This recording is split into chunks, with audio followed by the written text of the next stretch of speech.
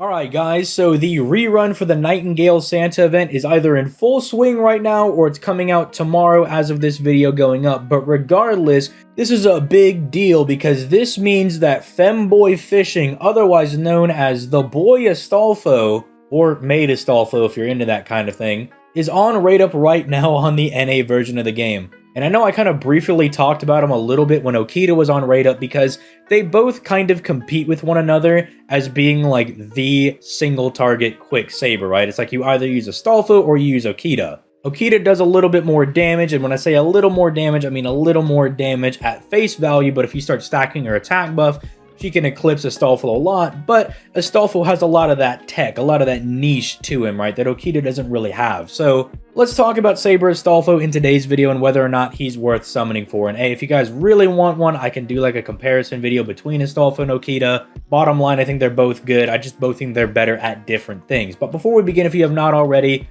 make sure to leave a like on the video, subscribe to the channel for daily FGO content. I also stream every weekday over on my Twitch, usually FGO starting at 6 p.m. Eastern Standard Time, although I think Fridays I'm starting to do Dark Souls, and I might toy around with a different series on Monday. I don't know, we'll see how that goes. Regardless, with all that out of the way, let's go ahead and start talking about Saber Astolfo, starting off with his hits. And he's rocking a deck that I am a huge fan of. Now, I know it was probably tempting for them to give him a triple quick deck and just let him go ham taro with the quick cards, but I'm glad they went double quick, double arts, because it really does help his NP gaining abilities. Since he can quick chain with his own NP, he will be dropping a fair bit of stars, especially because with the 10.1% star gen and 3 hits on double quick cards, he's going to be dropping some decent stars already, especially with a passive 10% quick buff from his riding passive, and the fact that he's also got a 9-hit NP. So anytime he fires that NP, he's going to be hitting the enemies a lot.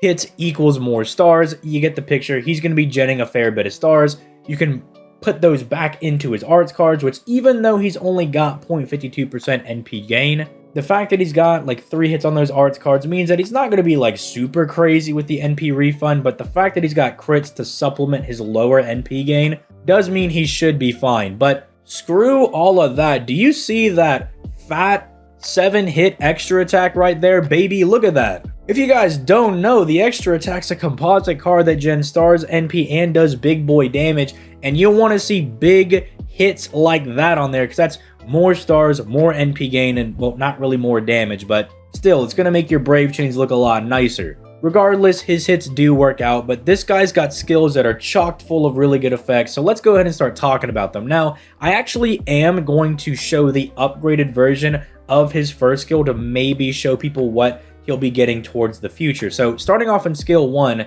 he's kind of double dipping into the, I guess, NP gain aspect of his kit that might be a little weak. So even if you're not satisfied with him getting crits on the arts card, not only does he have a 20% battery, but he also refunds 20% of his NP gauge every single turn for 3 turns, which those two things in and of themselves would already be pretty much good enough on their own. But he also removes his own debuff, so say he got attack lowered, they lowered his crit chance or crit damage, stuff along those lines, lowered his quick performance. He can remove all of those. Unfortunately, we still don't have the ability to use these to cleanse their own like stuns and charms and stuff. I'm waiting for that update, Lisangle, when if you have like a debuff cleanse, you can proc it and get rid of like the stuns and charms, because if they do that, these skills become like infinitely more broken. But it's still really good to cleanse like a lot of those annoying debuffs. If you're fighting a boss that is like really stacking a lot of burn and stuff on you, it's really good to yeet all of that stuff off. Just very good to have for a DPS servant. And if you weren't satisfied with the stars that this guy was churning out, he also gives you 20 stars. And did I mention it's all on the low cooldown of only 5 turns? This skill essentially fixes a lot of the issues that you may or may not have with Astolfo. I say may not because they do give him the ability to drop 20 stars if you're finding that he's not genning enough stars for you. I think that's kind of one of his better aspects. I mean, go figure, he is a quick servant. Who would have thought that he'd be able to drop some stars? But I think the thing that people most complain about when it comes to Astolfo Saber is his ability to refund his NP. And so not only does he refund every single turn, but he also has an immediate battery to kind of get him going. And this is all only on the first skill. His second skill is kind of nutty. So first and foremost, I want to draw attention to the fact that he's got 3 hits of evasion that last for 3 turns.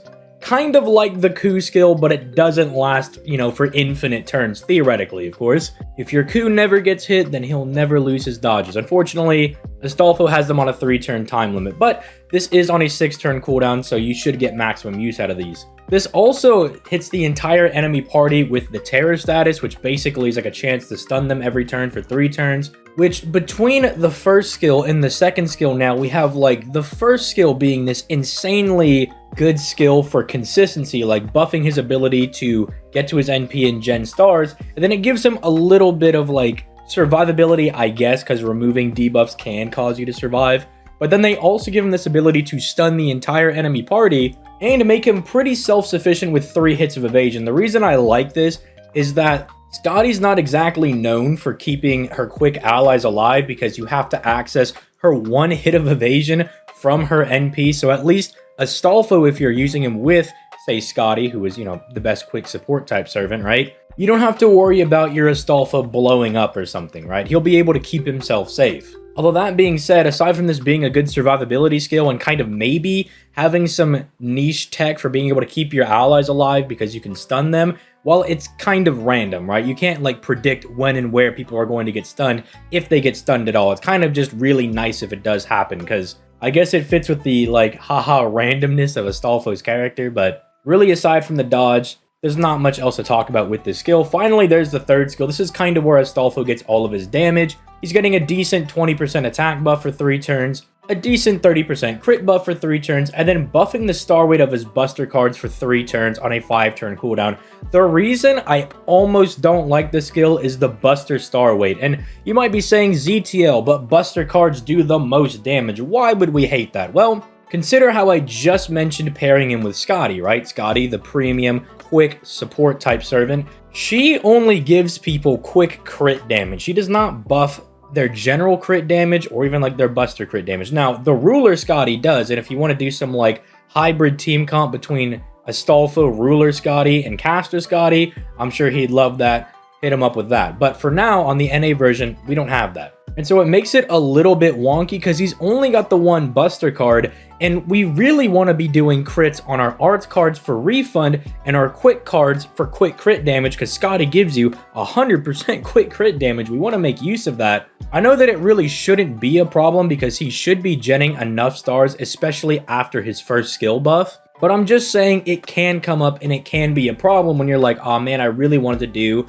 an arts crit here to refund the rest of my NP, but it all went to my buster card, right? Like that can be really annoying, but obviously with ruler Scotty, that kind of gets circumvented in a way because ruler Scotty then just gives them 100% buster crit damage. So that's why I said I almost hate it. I mean, the attack buff and the crit damage buff are both really good. You might be wondering like, oh, he's not really getting a lot of damage. How is he actually going to do damage with just a 20% attack buff? Well, let's skip over to his NP, which not only has a nice bit of tech, like I kind of mentioned earlier, he has the ability to seal their NP for 1 turn for whoever he attacks. But more importantly, for kind of the transition of talking about how much damage he does, he actually stacks quick buffs on his overcharge, giving himself at bare minimum 20% quick for 3 turns, and it does proc first before he does damage, so at the bare minimum, his attack buff and his quick buff are going to multiply into each other, which is exactly what you want in FGO, because different buff types in the game multiply into each other to give you more damage. That's why you want to diversify out your different buff types. And this is also why every time Astolfo fires his NP, you probably notice that he gets more and more consistent, you know, refunding more and more NP as he goes, and also doing more damage. He's kind of like Melusine in a way, for the consistency part, where Melusine stacks NP generation rate, right? Like she gets more NP gain the more she fires her NP. Astolfo's kind of like that just for his quick cards. And if you're consistently keeping up his NP, you know, you can have a decent like 40% quick buff to even a 60% quick buff up relatively commonly. And that's why I think he's so good. That's why I think there's a conversation to be had for Astolfo Saber being compared to Okita. Now, personally, I love my Saber faces, so I gotta go with Okita 100%. But I can understand if you want to go with Astolfo because he has that ability to like overcome the amount of damage that Okita is able to do if the fight goes on longer, right? Like Okita is better for more like short, sweet, and simple fights, whereas Astolfo is better the longer the fight goes on, right? He's refunding more NP, he's getting more quick buffs, his dodges are better for longer fights as opposed for just giving him coverage for 1 turn, stuff like that. But what do you think about Saber Astolfo, aside from the fact that, you know, he's probably pretty cute?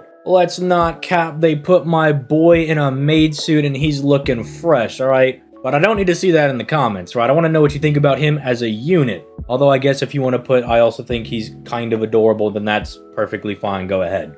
I ain't gonna stop you. But with all that being said, you know how hard it is to keep a straight face doing these videos sometimes? This is like a little blooper, alright? You know how hard it is to say stuff like femboy fishing, or be like, hey man, don't say Astolfo's cute in the comments, bro. You know how hard it is to keep a straight face? Trying to do a serious video sometimes, it's hard.